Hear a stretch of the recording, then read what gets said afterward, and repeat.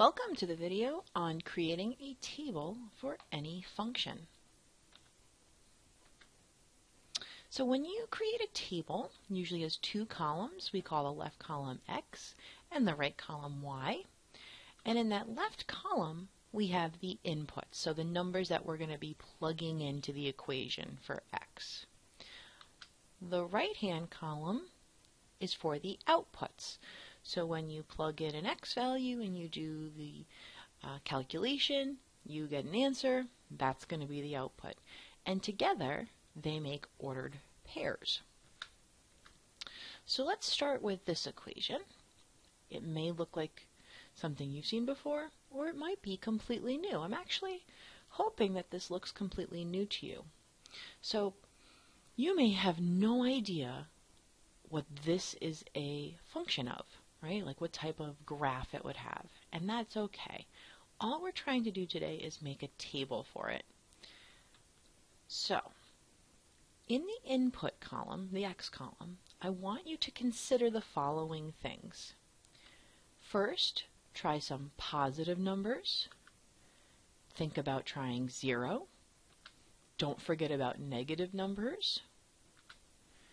You may also want to consider certain factors of the numbers that are in the equation. So in this problem, we see the number 30, and we notice that it's being divided by X. So I think this would be a really good time to think about factors. So the factors of 30, such as 3 or 10 or 5. And just another thing to be aware of, sometimes you want to plug in perfect squares or a number that would become a perfect square after something happens to it. And that one might not make sense to you right now, but it will in the future. So, let's give this a try. I said we should try some positive numbers. 1 would be a nice number to try. So that means I'm going to take 30, plug in a 1 for the X. So 30 divided by 1, well, that's just going to stay 30. So that's going to be my output. 2 would be a good number, right? 30 divided by 2 is 15. That works. 3 would be easy to work with. 30 divided by 3 would be 10. But you know what? I'm not going to put 4 down. I could divide 30 by 4. It would get me a real answer. I just don't feel like dealing with that right now. Let's skip ahead to 5, right? Because I know that 30 is divisible by 5. 30 divided by 5 is 6. Okay, so we've taken care of some positive numbers. Let's try some negative numbers. What about the negatives? Like -1 and -2. What happens when I take 30 and I divide by -1? I get -30. And how about 30 divided by -2? That's just -15. All right, on the list I also said consider 0. What happens when you take 30 and divide by 0? We can't do that. This is called undefined. And that's actually important to know. So you might think, oh, I'm not going to write that down on my table. Because it's undefined, something actually is going to happen on the graph. Let's not worry about it right now, but let's just remember that in our table that's still useful information. This problem, I don't think we need to worry about perfect squares. I think we've covered our bases. We have positive, negative, 0. We used factors. I think we did a pretty good job with this table. Let's try another example. Whoa, what's that? That looks like a cubic equation. Look at that exponent. It's a 3. So this is also a good time to be reminded that when plugging in an X value, you want to remember to do so for all of the X's. So look at this problem. 1, 2, 3 places where I'm going to have to plug in an X value. All right, so let's give this a try. Let's plug in 0 to start with this time. Why not, right?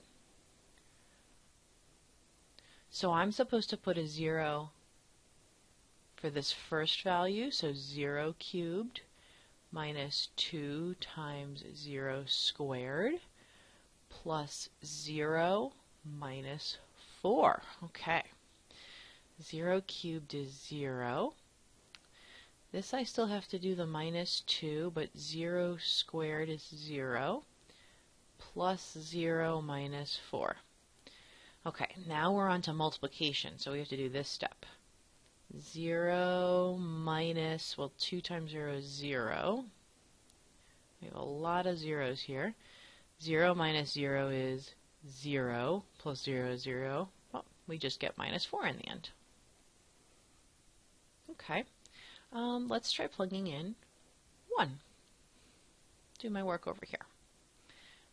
1 cubed minus 2 times 1 squared plus 1 minus 4. Don't forget, I plugged the 1 into 3 different places. 1 cubed is 1. Here I have to do the 1 squared first, so 2 times 1. And I still have the plus 1 minus 4. Now it's time for the multiplication again. 1 minus, this is going to get me 2, plus 1 minus 4. Now I have to do these in order. 1 minus 2 is negative 1. I still have the plus 1 minus 4. Now I have to do negative 1 plus 1. That's 0. Still have the minus 4. Got minus 4 again. Interesting. Let's try plugging in negative 1 this time. Get some negative numbers. Do my work down here. Don't forget you need parentheses around the negative numbers. When you're raising them to exponents, the negative is being included in that calculation. Same here, the negative 1's being squared. I'll put parentheses around that one as well. So now we have negative 1 cubed. So that's negative 1 times negative 1 times negative 1. We get negative 1. Minus 2 times, let's say, negative 1 squared is negative 1 times negative 1, so that's positive 1. This is really the same as minus 1 minus 4. Let's do the multiplication. So minus 1 minus 2 minus 1 minus 4. I'm going to do these two first. Negative 1 minus 2 is negative 3. Minus 1 minus 4. Okay, now we're on to this step. Negative 3 minus 1 is negative 4. Minus 4. Be careful, that's not 0. Just a little reminder, if you're at negative 4 on a number line and you subtract 4, you're going this way, right? So you wind up at negative 8.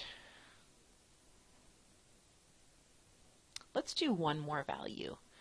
Let's do positive 3. Do my work here. So 3 cubed minus 2 times 3 squared plus 3 minus 4. Okay, 3 cubed is really 3 times 3 times 3. That's 27. This is minus 2 times 9 plus 3 minus 4. Multiplication time, so 27 minus 18 plus 3 minus 4. Okay, 27 minus 18 gets you 9. And then you still have the plus 3 and the minus 4. Now it's 9 plus 3 is 12, minus 4 is 8.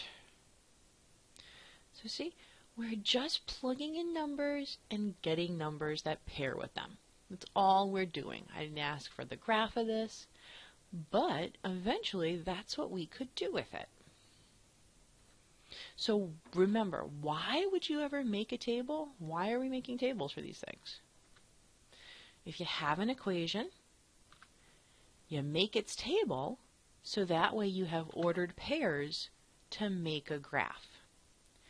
So I'm kind of foreshadowing here what you're going to be doing in the next video and next class period.